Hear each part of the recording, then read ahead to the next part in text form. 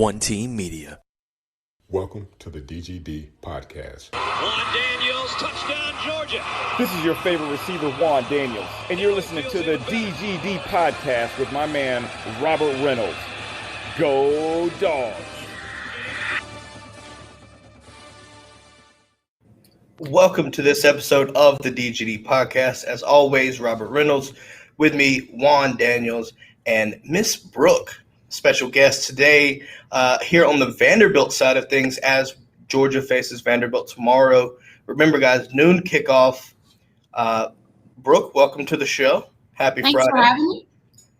So, as you can tell, chat is already popping. But first, we're going to sit here and preview the Vanderbilt game tomorrow. Talk a little bit about that. Kind of get a feel for Vanderbilt as well. Right now they're probably not in the best shape. New regime under Clark Lee. We'll get a little bit more about that from Miss Brooke. And obviously, there's a big announcement later on in the show. So everybody in the chat, stay tuned. Get ready for that. But first, before we get started, I want to make a shout out to La Terrain, the sponsor of the DGD Podcast. Make sure to use code DGD at checkout for 10% off of your purchase. Go to la-terrain.com and check out what they've got to offer. But first, let's go ahead and jump right into this because there's a lot right now. And let's be honest. Before we get started, looking at Vanderbilt, I don't see this being a competitive game, but I do want to take some things, from Georgia's side and Vanderbilt's side. I want to kind of get a feel for, what we can take away from both sides for this game. We'll let Brooke start. Brooke, with Vanderbilt right now coming, obviously at home against Georgia, overwhelming favorite. What are your thoughts for this game? What are you looking to see out of Vanderbilt tomorrow? I think with Georgia being an overwhelming favorite, there are little things that we just have to look at. It's Clark Lee's first coaching experience with Georgia. But one of the big things that I think we have to look at is the passing game just has to be good against a defense that we know is going to make it super difficult. But I think it would be just a really positive thing for me to see that passing game click and to see, we lost a running back last week. So just to see that click with quarterback and see that commitment with there. I obviously don't know a ton about Vanderbilt, but I do kind of want to get a feel for what Clark Lee's building there. And I think with Vanderbilt playing Georgia, this is our week to get a feel for what Vanderbilt's about.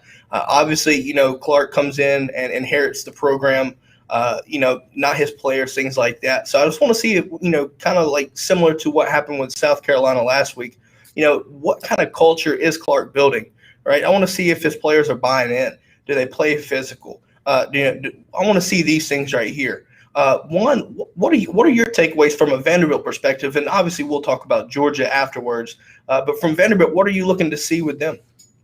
Well, I mean, it's just the same thing that Brooke said. I mean, she hit the nail right on the head. Is their passing game. Will Seals come out there? Will he be able to come out there and throw the football? You can see South Carolina, they definitely struggled running the ball, but they did kind of hit us a little bit with some passing. And I can see that, if Vanderbilt can just get a little bit of passing game, going on, not to say that it's going to, blow the doors off of Georgia. However, it's going to be the little things that Brooke talked about. Like those are some exciting things that for the future, something that Clark Lee is preparing to do. And actually right now, from a quarterback standpoint, he's got a pretty good recruit coming in. He's got a big time wide receiver / tight end that I had an opportunity to coach. So he's getting some really, really good recruits that are coming in, some commitments that are coming in, and just even a small showing of the passing game, just kind of like Brooke said,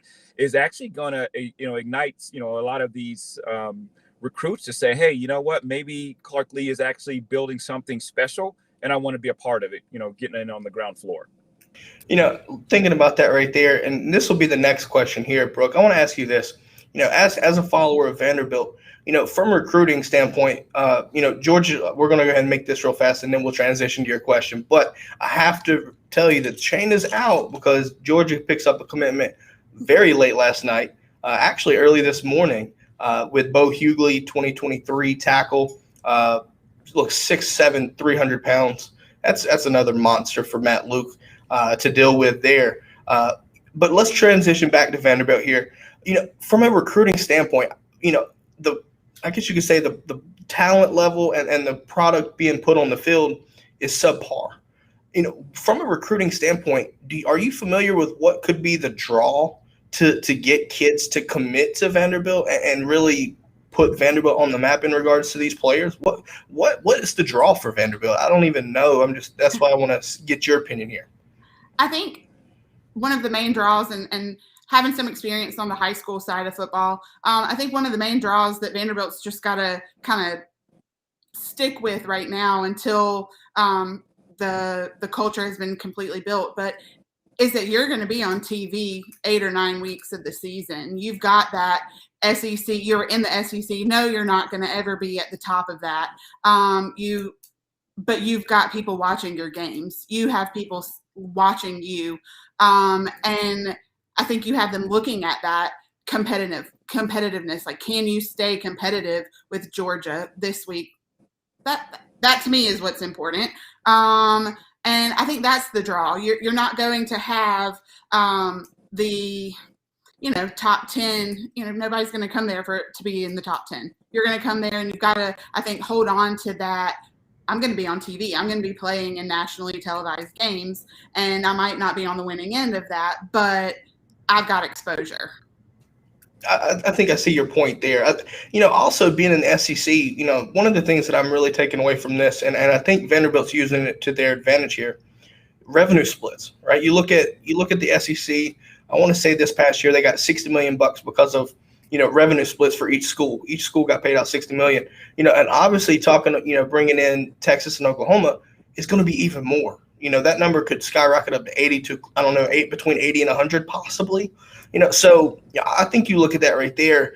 One of my things I'm curious to see, because I know Vanderbilt as a baseball school and, a powerhouse at that. Do you take the money? How much investment do you expect Vanderbilt to invest into the football program? Because I feel like, I don't know the facilities or anything like that, but I would think that if you put a lot of money into the football program, that would help as well. What are your thoughts on that? I don't know much about the financial side of things, but I think you get out what you put in investment wise. And I think that bringing in, kind of redoing some of the facilities, I like the small, intimate facility. Although I was there 2 years ago for opening day versus Georgia, and it did not feel very small that day. But I do think you have to put in stuff, or you have to put in the money to get it out. But I think that maybe put in the money with some of the what you can do coaching wise and bringing people in that way, maybe kind of the way to build that. I don't think you're not going to have the 100,000 person stadium there. That's just not going to make it. So I think you kind of use what you have there, but I think you can bring it in with good personnel and having that, and facilities, maybe workout facilities. I'm not familiar with those, but have some of that. I know Vanderbilt is revamping their campus a good bit. They brought in new athletic director and stuff like that. So they're building. I think so too, and I think they have to, because Juan, this. Football is a revenue-driving sport for the most part, for most schools. But obviously Juan's been kind of quiet here. What are your thoughts on Vanderbilt? I see Clark Lee coming in. We'll talk a little bit about this culture here, and what he's trying to instill. But with Clark Lee, do you think it kind of helps? Try to help with, getting money into, from the boosters or from the school into facilities, into the football program, because I think everybody has this conception of, Vanderbilt being this baseball school, but you really need to try to switch over to this football program. How difficult is it going to be difficult, or what's the process behind that? Because you're just falling farther and farther behind, the less you invest, in my opinion, behind the likes of, even all the way from South Carolina to up to Georgia and Bama. You're just falling further and further behind in a football standpoint. What are your thoughts on what Vanderbilt might need to try to get an elite talent maybe? Well, right now they're already starting off with Clark Lee. So if and I follow him on Twitter, and if you look at his Twitter, you look at these guys that he's actually having that are committing to Vanderbilt. These are some 3, some 4-star guys, and so obviously going up there and seeing the facilities, going up there maybe to a game, there's something that these recruits actually like, and all it's going to take is a spark. And here, let's go back to Alabama. At one point in time, they were not the greatest team. You get a Nick Saban in there, and then you get, just like Brooks said, if you invest money into the coaching staff, that's going to be one of those things that is going to be huge, because you get one guy that's a great recruiter that's also going to coach these players up. It's going to be huge. And also too, like, Vanderbilt's had some great players. Jay Cutler, for one, and he's had a great career. I've never had trouble with any defensive back when I was, playing against Florida, playing against Alabama, playing against Auburn, Tennessee, all of these guys. I never had any issues except for with one guy. It was Corey Chavis, who was at Vanderbilt, who ended up going to go play for the Minnesota Vikings. So those players do get there. But a lot of it is going to be, unfortunately, back during that time, it was a Jerry DiNardo who was the coach, and, they had kind of ran that little wishbone type thing. Derek Mason, was he really the right guy for Vanderbilt? I'm not too sure, but Clark Lee, the way that he's doing things, and he's surrounding himself and he's building this program. And then, of course, like Brooke alluded to, having the great athletic director, that's crazy because they're showing diversity. She's a Black female, but she's really, really just, stressing, hey, it's more, not just baseball, but it's going to be about football as well. So, and it kind of tells you, if you can get these top baseball recruits, they can get these top football recruits. And we also have Brooke will tell you, we have a guy that's at Buford, one of the top pitchers in the nation, who actually signed or committed with Vanderbilt. And so again, if you can get them on baseball, you can get them in football. It is basically pouring the money or putting the money into the coaches or into the people that are surrounding you. That's going to bring these athletes in. I agree with you there. I think the more money you invest into it, you look at Georgia, we invest so much money, right? $80 million facility, brand new facility. Kids look at that right there and they want to come and practice in a great facility, work out in great facilities. Facilities matter, which is why, the arms race never stops. But we'll kind of hop over a little bit to some comments here. Trip, I'm going to just do short here. Trip, yes, we do read these comments. So don't worry about that. Also, Jay Shipes here, he asked, does Vanderbilt use all their money split for penny loafers, doctors, and keyboards? Making a joke there. I mean, look, I don't know. I don't know the finances there, but, I do find that a little bit funny. And then obviously, Juan, did y'all hear about Brooke, your neighbors over there in Tennessee here, the Vols, paid Army $500,000 to not play next year and scheduled Akron as another team. I'm kind of shocked as well. I'm looking at it right here. Like, that's just a new low, in my opinion, for Tennessee, especially with the first-year AD there. That's not a sign of confidence, at least to me. So, Brooke, I'm going to let your thoughts on this Tennessee thing because, look, obviously talking Georgia, there's not a lot, of optimism here for the most part. I want to have a time here for you to crack on, the enemy in the Vol State here. What are your thoughts on Tennessee backing out of Army? So I have to say, Vandy fans are not going to like me for this, but growing up a Vandy fan and not being able, this was before, we could stream games and stuff like that. So I didn't get to watch a lot of Vandy on television, so I followed a lot of other football programs, and I don't hate Tennessee. I look good in orange, so it kind of was something that I kind of went with. So I don't hate them. I do hate them Thanksgiving week, so I can have that. But yeah, paying $500,000 to not play in a year. Like, you are looking for it. Like, that says a lot about your confidence for next year and what you've got going on between now and then. Yeah, I don't know that that's a good look for Any of them. Yeah, we're just going to have a moment of silence for Tennessee's hopes of ever getting back to the SEC championship game. Just going to leave that there. Look, I hate the Vols 24/7. One, you probably do as well. I just think that that really is a testament to like the uncertainty. I think you have to look at it as they're trying to schedule games to get to a bowl game because their SEC slate is kind of tough. I mean, you really think about it because you got Georgia, Florida every year. Then you look at Bama as their cross rival, or their permanent rival. So when it comes to that, goodness, like I understand that the situation, but you put somebody better, right? Like bring some money into the school. Nobody wants to go watch you play Akron. Like you might get a win, right? Like this year shows that like FCS schools, are more than willing and capable of beating FBS school. So you can schedule Akron, and how ironic would this be? Sit there and get beat by Akron because you wanted to go to Army and let go of Army to play Akron and then get beat. If that happens, I'm going to come and do a special show and just clown Tennessee for maybe an hour. All right, maybe an hour. I could do it. But we'll enough about that. I think we need to talk more about the game. So, Juan, I want to get your thoughts here from Georgia, right? Obviously, this is a Georgia show, but I do want to get your thoughts on what Georgia can take away from this game because, my expectation is we go and blow this game out, right?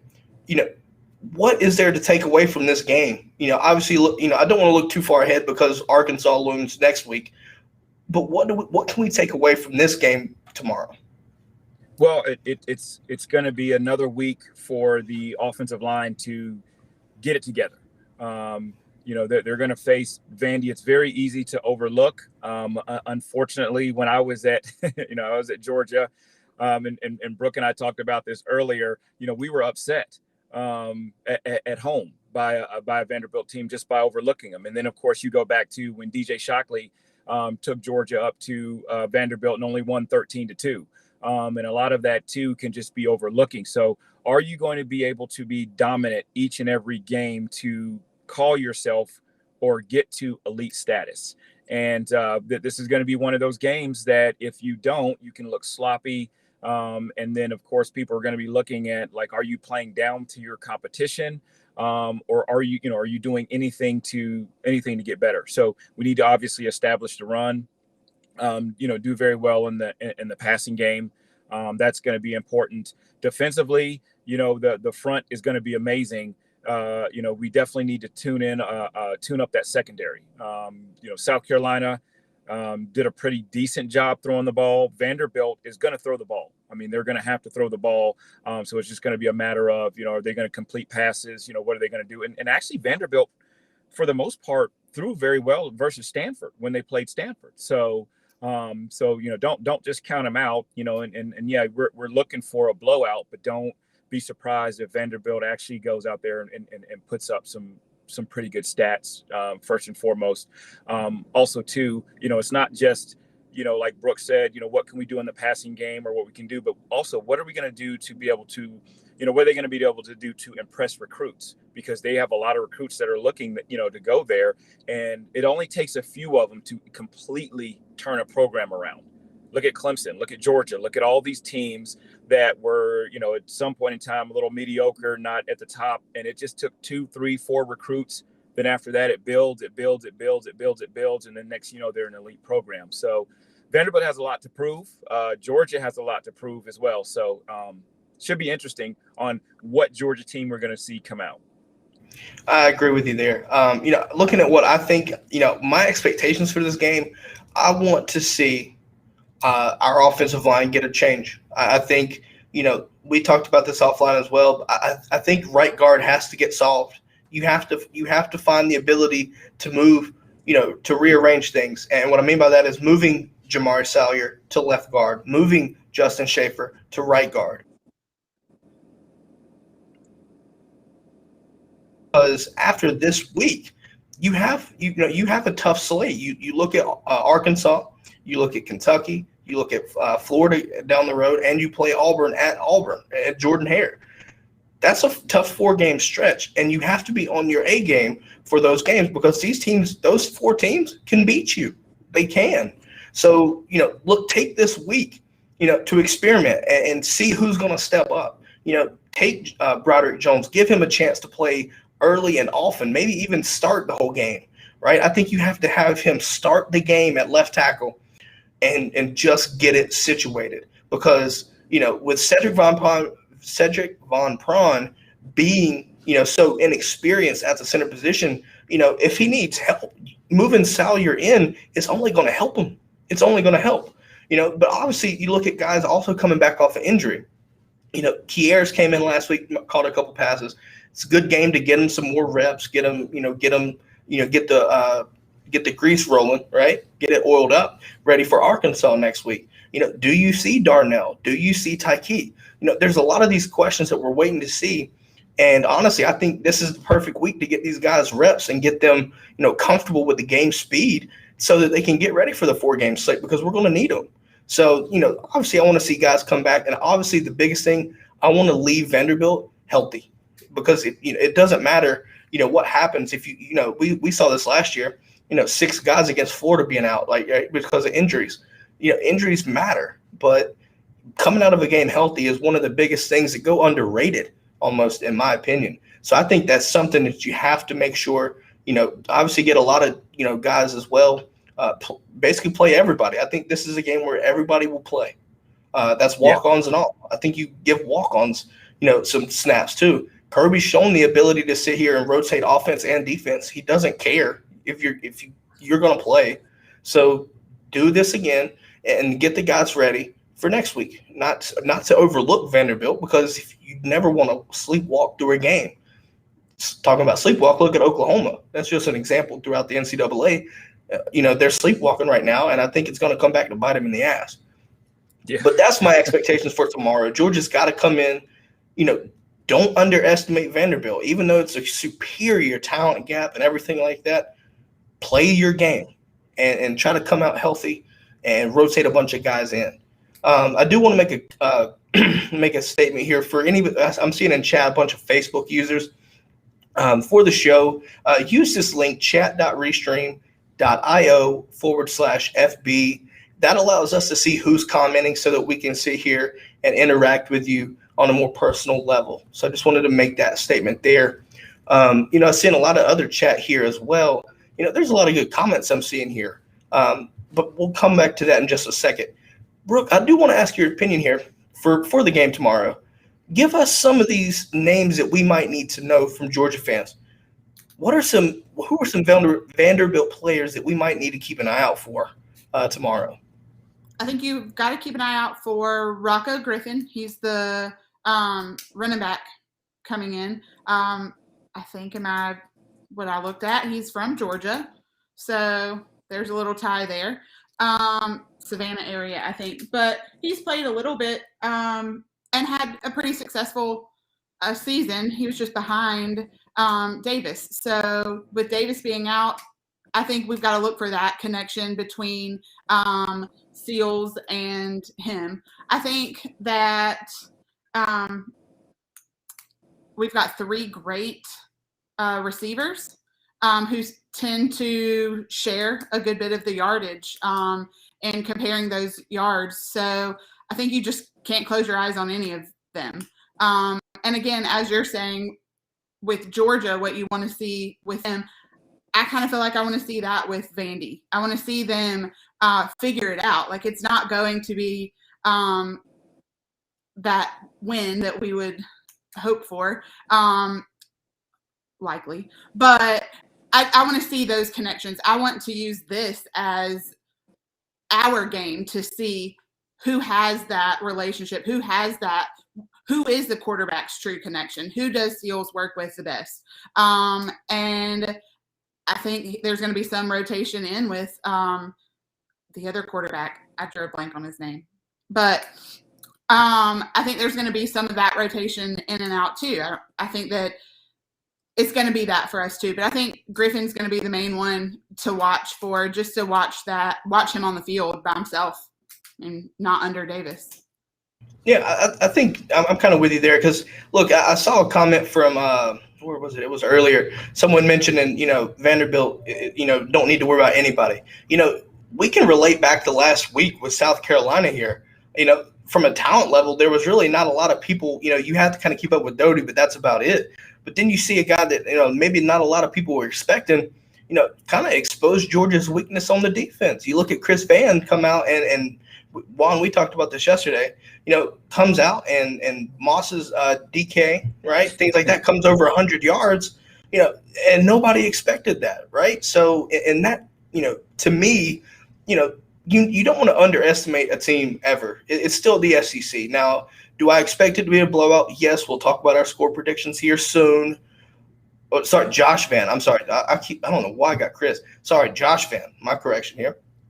I did that all yesterday too. Sorry. But no, you don't want to go and literally just overlook everybody because somebody's going to come, somebody's going to come in and make a statement on you if you overlook everybody. You look just a couple years back, and Brooke, you might remember this name, Keyshawn Vaughn, right? We were talking before the show. Look, that guy was a good running back, right? So you can't overlook that. Now Georgia shut him down, but that's what But you can't overlook talent because it's still talent.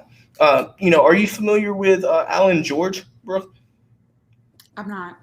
He's the starting corner. I had him kind of sit here. We talked a little bit about NIL earlier. Yeah, talking to him though, it seems they've been ready for the offseason, and with Clark there, they may not be expecting a huge season or anything, but I think from his standpoint, he was buying into what Clark Lee was giving out. And, in the culture there. So, sometimes all it takes is for enough kids to buy in to make a difference. Kind of looking back to here, I think you have to look at it this way. Look at App State as a perfect example. App State, you buy in to a program, you buy into what your coaches tell you, and then you go up to Michigan and you beat Michigan in the Big House. It can be done, right? So you can't, to my point, you cannot overlook anybody because if they buy in, anything can happen. That's why the game is played and not played on paper. I've been to a few upsets. See? It's proven here. Juan had one, right? We talked about that. I don't think we had to bring that up, though. Okay. Oh, man, she just threw the ooh. Yeah. Ooh. Yeah, ooh. and I want to say in that game that we lost, I think we were favored by 30. Oh. Ooh. Yeah. Ooh. Yeah. We had Hines Ward, Eric Zier, Terrell Davis. We all had the names. Pretty stacked team. We had a pretty stacked team. You start to bring back the painful memories there. Goodness gracious. That was a tough time. So this is a humbling moment. and then we go that same year, and Auburn had that undefeated. They were undefeated for almost 2 years. Coming off of the probation, they beat Florida, who Florida beat us, and then we go and tie them. And I truly believe that they overlooked us. I mean, they really did. They were looking, towards that Alabama game. So it's always those trap. They call them trap games for a reason. But again, it's small victories. I think this weekend that Vanderbilt's looking for, and that's going to be huge for the recruiting. I think if you look at it too, look at the teams that they're playing outside. Yeah, they had one FCS school, but for them to bring in Stanford, I mean, that is that was a pretty cool thing for them to do. I mean, then of course you got two great academic schools too. So that was one of the things that we don't talk about is just academically the draw. So you may not get those elite players because of the high academic standards that Vanderbilt has. No different from those other teams that they do. They're academically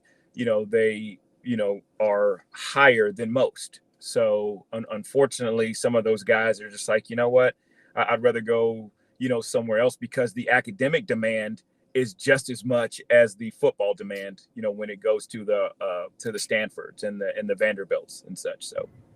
Coming from, Brooke, you're connected with Buford as well. You're familiar with a specific someone. I was wondering if I wasn't going to bring it up. Yes. There's someone connected to Stanford that we may know here. A lot of people may know as well in Beaufort area. So, there's that connection there. I think, Juan might know who I'm talking about. I forget. What's his name, Juan? Who is it again? Austin or Arston or something like that. Something like that. No, I was texting back and forth last weekend with the Daniels family. Yeah, not so. Yeah. Look, you talk about academics. Sometimes academics matters, more than football, right? Like, I've always been an advocate for getting your education because, nobody can take away your education in that regard. Something can happen, injuries happen, right? And your athletic career can go, bye-bye. But, you have a degree behind you. You have something to fall back on. So, academics is kind of a big draw to what Juan pointed out. Some of those are going to be a little bit different. So, and I'll just say really quick, when Ashton, when we went out there to Stanford, they said that, I'll be honest, Ashton, the people on campus don't necessarily care that you may be a star football player, because you could be sitting next to the next rocket scientist, or, the next Elon Musk or Steve Jobs. And so, it's almost like it's more of a privilege for you to sit next to them than it would be to you. So the focus is, strictly academics more so than it is athletics. And that's the same that, what you're going to get with Vanderbilt. And I could see that being a situation where, being a star player at Vanderbilt really is not that big of a deal, because again, you're looking at the person that's going to create the next biggest major thing coming out of Vanderbilt. I agree.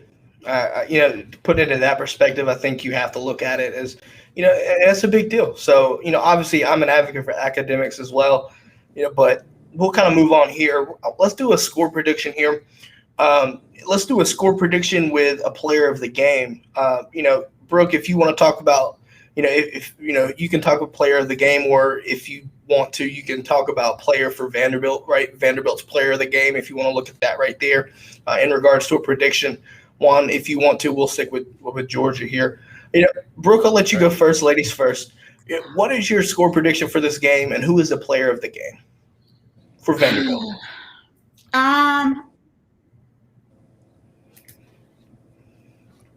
I'm going to go with the score being,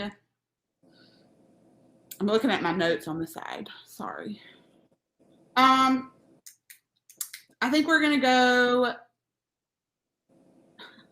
I hate the score prediction. I feel like I'm letting my team down. No need to fear. It's okay.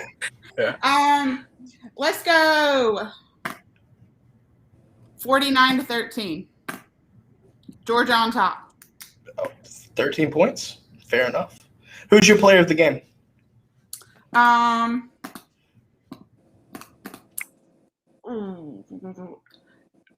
really just want to focus on Vandy. I want to see Griffin run. I don't want to make a player of the game. I don't know that I'm familiar enough with Georgia's side to make that player of the game. Okay. If that's the case, who do you think will be the best? Who will have the best game for Vanderbilt in that case? That way you're more comfortable. Okay. Best game for Vanderbilt is, I'm going to go with our receiver, Chris Pierce. He had 181 yards. He's got that. I'm going to say he's got, I don't know. I'm going to say he's got a strong game, though. Okay. And you said Chris Pierce, right? The receiver? Yeah. Okay. Juan, what about you? What's your analysis on this prediction here? Well, yeah, like I said, I try to analyze be my prediction, Juan. Yeah, no. I try to be as fair as possible, and just thinking about things. So I'd probably say 66-0. Oh. That is about as fair as I can be. At least he's being honest. And I'm going to say that the player of the game is probably going to be Cook. I think not only will he do a great job running the ball, but I think he's also going to catch some passes out of the backfield as well. So that's going to be my player of the game. That's a pretty good take right there. I know we had a comment earlier from G Bama Boy talking about running backs being an issue, right? Running the game, but Cook balling out for the most part. And to that point, he's kind of right through 3 games. My prediction here, look, I'm going to give you a quick analysis here. Look, most Georgia fans, and I have a feeling deep down they're not going to say this, but the players and probably even the coaches didn't forget about last year. And, what we feel as if, Vandy backing out, playing Tennessee, we're really backing out twice. A lot of people in the fan base got really pissed off about that, and I don't expect them to forget about it. And some of these, some of the seniors that came back, super seniors are probably remembering that too. Obviously, there's a lot of bad blood from a fan base. I don't think you forget about that. I think it gets ugly, and I think this is a game for a statement game for Kirby Smart to make. Right? Obviously, you saw what happened with UAB. Throwing up 50 plus. This game right here, I think you have to throw up 60 plus. I think you really do. My prediction, I think you look at you might see 63-3. I'll give it a field goal chance. 63-3. I see a lot of pass game to get receivers healthy and get them in a groove for Arkansas. I think that's something that really needs to be done there. Just because Arkansas is posing a big threat to what Georgia's hopes are this year. So I see it, like I said, give a field goal, maybe catch them off guard late fourth quarter, get a field goal or something. And my player of the game, I think you see JT Daniels. I think JT has a great game this year or this game actually. Sorry. So I'm calling JT Daniels there. What do you think, Juan? I mean, I think, like I said, it's going to be a matter of, are they going to do the same thing that they did last week with, having JT Daniels go and do 2 drives, and then they're going to, rotate a Stetson Bennett in there and just kind of get them, out of rhythm. I'm not really sure, but I think that they're going to have to establish the run, lean really hard on the running game. I do think Vanderbilt's probably going to get a chunk of yards. I mean, you've got a pretty good quarterback, and you've got 3 different wide receivers that are going to be top notch. So, it's going to be a lot for us to make sure that we, like somebody said in the chat earlier, just tighten up our secondary. I do think that Vanderbilt's going to get their yards in the passing game. I mean, I'm not going to, be crazy with that, but so it'll be interesting. Again, which Georgia team are we going to get? Is it going to be, the Georgia team that's, beat, UAB and beat South Carolina, or are we going to get some of the Georgia teams of the past that, again, would go up to Vanderbilt and win a 13-2? I'm expecting us to come out and be elite. I'm expecting us to come out and do some things, but like I said, there's a lot of things that we've got to shore up, and the secondary is going to be one of them. Guard play is going to be the other. I think so too. Obviously, I want, like I said, going back to the expectations here, I want to see a great game from our offensive line as a unit, right? Because like I said, you're going to need that next week, and really for these upcoming 4-game stretch, every game you're going to have good offensive line play. So I would like to see Broderick have a good game if he gets the move at left tackle. I think that it's a good game to do that. And also G Bama Boy here was talking about the run game. I want to see us, establish the run game.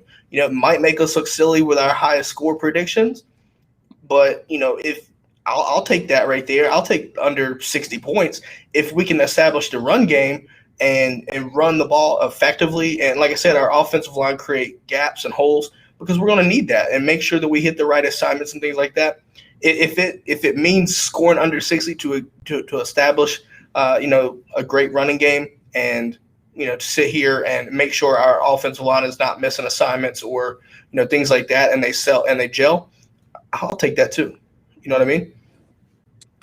But that being said, before we wrap up the show, I obviously was mentioning a huge announcement here. So everybody in the chat, I want to hear what you have to say to this.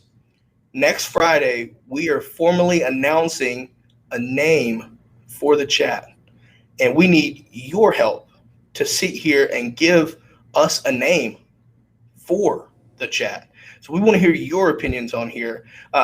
Be on the lookout for a poll. Obviously, we'll kind of go back through here, but we'll take some of the key names that we see and make a poll out of it, and we'll let that run. And then next Friday we'll come back here and make the formal announcement for the new name for chat.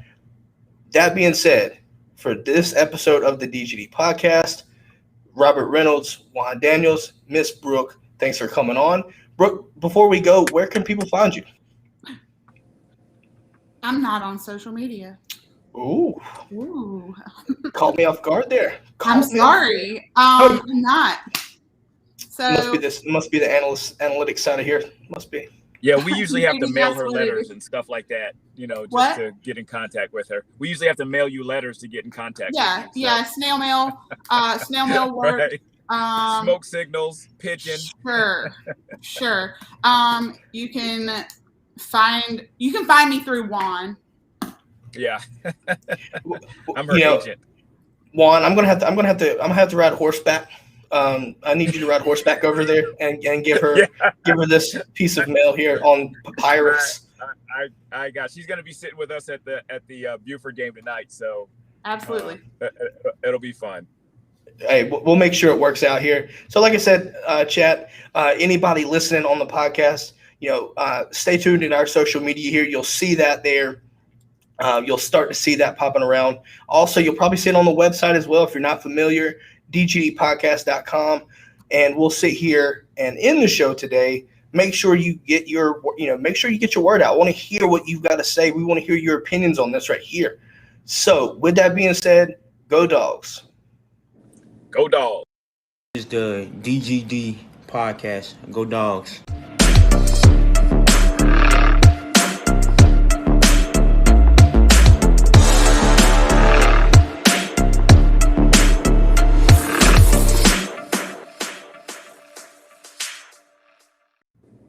And on video. Oh, there we go. Let's do that right there. Oh. Juan, ready for some Q&A? Yes, sir. All right. So we're seeing some names here for the chat. So far, it seems to be Savages is awesome. Dog Pack, Pony Express. I have a feeling that may be, I don't know if that may be a real thing. Trip, we are naming the chat. So, yes. So if you have any input right here, let us know. G Bama Boy says Bama and Dog Chat is a good name, DGD. Look, I was thinking about something here, and I'm going to give a shout out to my coworker because he kind of helped me inspire the name for a second. The Bones Brigade.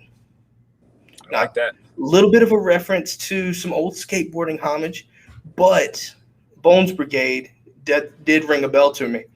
You see what I did there, Juan? Yes. Look, I do like it. So obviously, we'll be working on setting up, a poll or, giving options and feedback.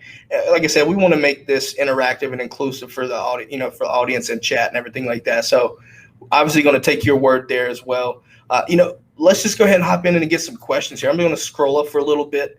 Let me start to see if there's any good ones here. Juan, let's talk about Bo Hughley. What are your thoughts on that commitment for the 2023 class?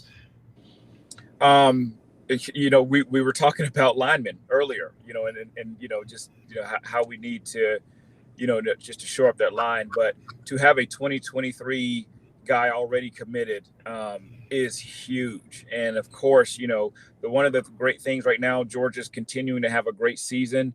We're going to get those linemen in there. So, and why not go to Georgia? Georgia's a running school. They're also, passing school. They've got some great quarterbacks coming up. You've got, Carson Beck, you've got Brock Vandergriff, and then, you've got some guys that are coming in, of course. And if you were at the South Carolina game, you saw, where everybody was like, we want Arch.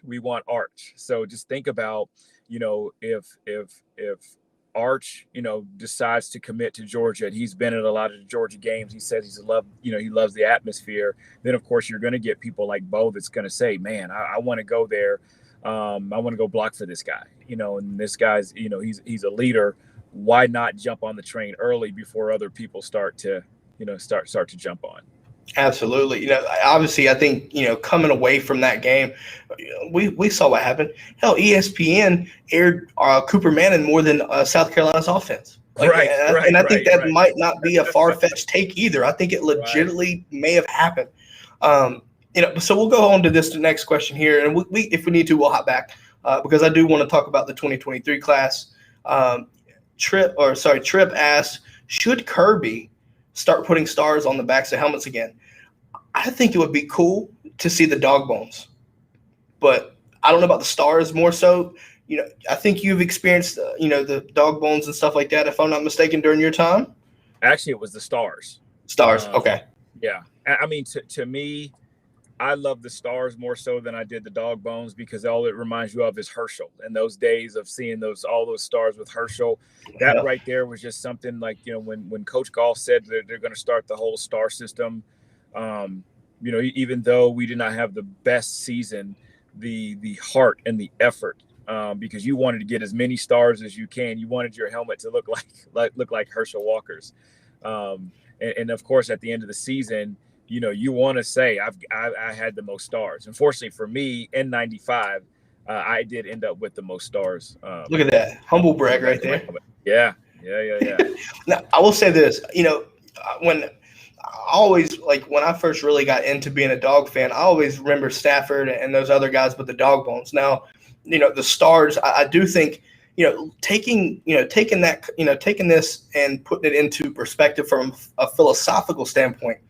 You look at teams like Oklahoma, right, with their form of stars. Is it the leaves or whatever it is, maybe?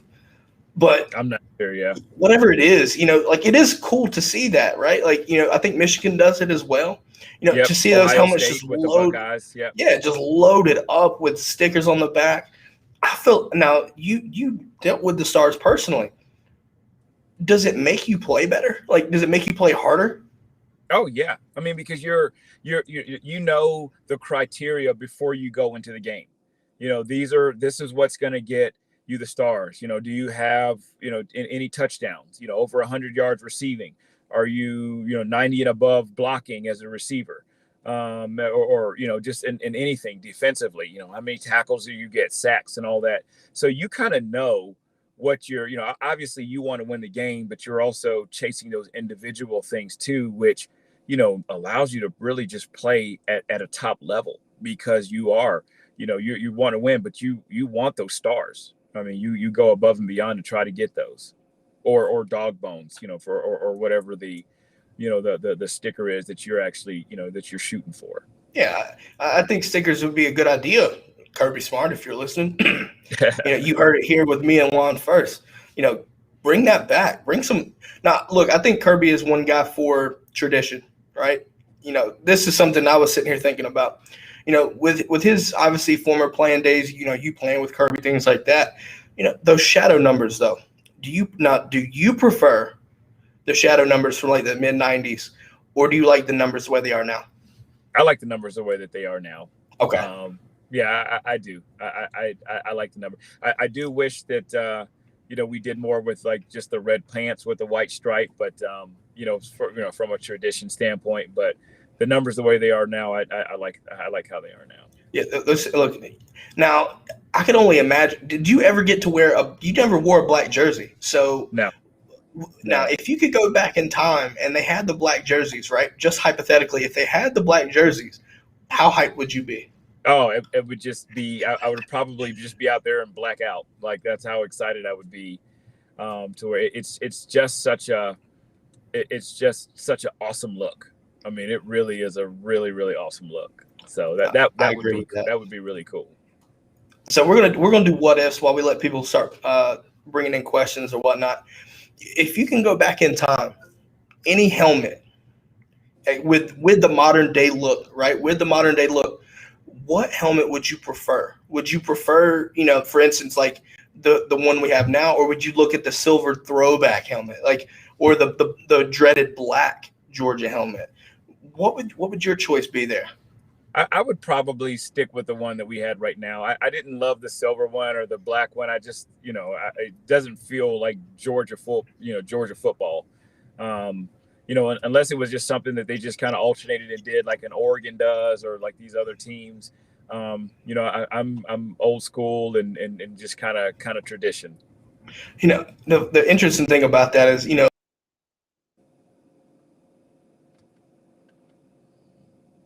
like do what they did, right? Georgia, I think we're so based on tradition, and the look of the red helmet is just too much to overthink it and try to go and do alternate helmets like you would see at Oregon. Sorry. We'll jump in this question right here to Neil. It's a good question here. Juan, who do you think will be our biggest competition in the 4-game stretch that we mentioned earlier? Arkansas, Auburn, Kentucky, and Florida. What do you think will be our biggest threat right there? Florida. Quick. Easily. Yeah. I mean, they just have it's a mental thing. It really is. I mean, you sit there and look at the past couple of years, when we should have dominated them. And we just really struggled. We lost pretty bad last year. It's going to be Florida. I mean, they've got that mobile quarterback. They've got some, even though they lost, and people are actually making fun of Florida for having a quote unquote, like a moral victory. They have all intents and purposes of getting back to the SEC championship. And there's actually been talk of, that rematch, which is basically saying that they feel like Florida's going to improve and they're going to, end up beating us. So, that's just one. You're in Jacksonville. It's just something about that game that mentally, has always been in Georgia's head for some weird reason. So I think that it's going to be that Florida game. I don't see us having too many issues with those, with those other teams.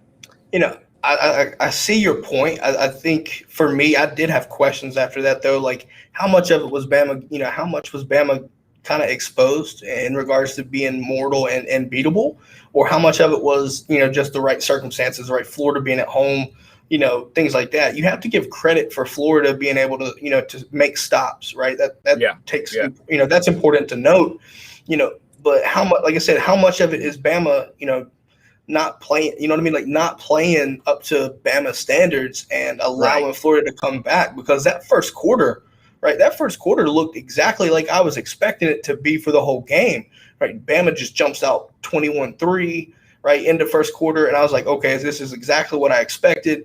And then by the end of the game, you sit there and it's a 2-point game, and really that, being a quarterback in the option, he rode the mesh point way too damn long, way too long. But that could have potentially been a game tying moment, and who knows the outcome of that game if they actually convert. You know what I mean? Right. You're absolutely right. So that we'll leave on that note, because that was a really good question. I'm going to have to go with Florida, unfortunately, as well. Thanks everybody. Thanks in the chat for tuning in, and chat was popping today. I love it. Yes, it was. Yes, indeed. So tune in next Thursday, right? Tune in next Thursday. Remember, next Friday we're going to name chat formally. So be prepared for that. And go Dogs on that one as well. Yes, sir. Go Dogs. Looking forward to it. Yes, sir.